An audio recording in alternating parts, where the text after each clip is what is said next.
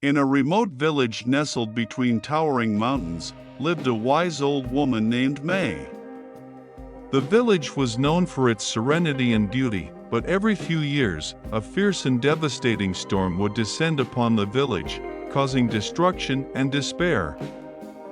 The villagers would rebuild and carry on, but the memory of those storms lingered. One day, a young traveler named Kai arrived in the village seeking refuge. Kai had heard stories of the village's storms and was curious to know how the villagers cope with such unpredictable forces of nature. He asked May, the wise old woman, for guidance. May smiled at Kai and invited him to join her in her small garden. As they sat amidst the blossoming flowers, a distant rumble of thunder could be heard. Kai looked worriedly at the sky, anticipating the storm. May gently picked up a single flower and held it out to Kai.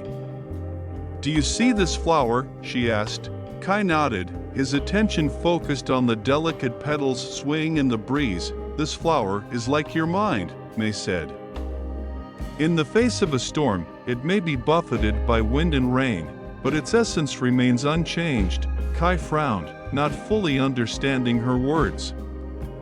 "But how can we find peace when the storm is raging around us?" May continued. "Imagine that you are the sky, vast and infinite. The storm may be fierce, but it is passing. Just as the storm clouds cannot dim the eternal sky. Difficulties cannot diminish your inner peace." Kai gazed at the flower and then at May, his heart slowly beginning to grasp the deeper meaning behind her words.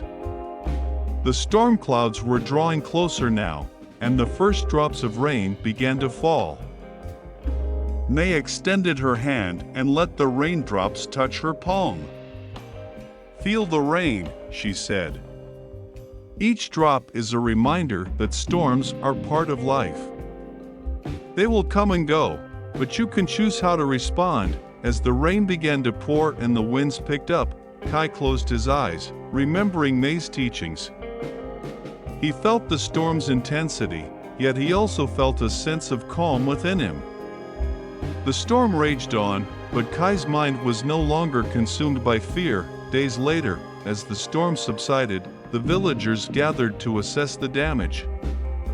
Kai noticed May tending to her garden, and to his amazement, he saw that her flowers had weathered the storm remarkably well.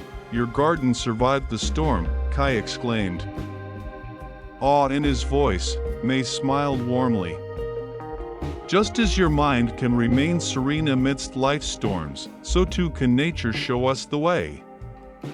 Storms may disrupt the surface, but they cannot touch the core of our being." Kai understood now that the storm within was often more formidable than any external tempest. He had learned the art of finding stillness amidst chaos, just like the flowers in May's garden.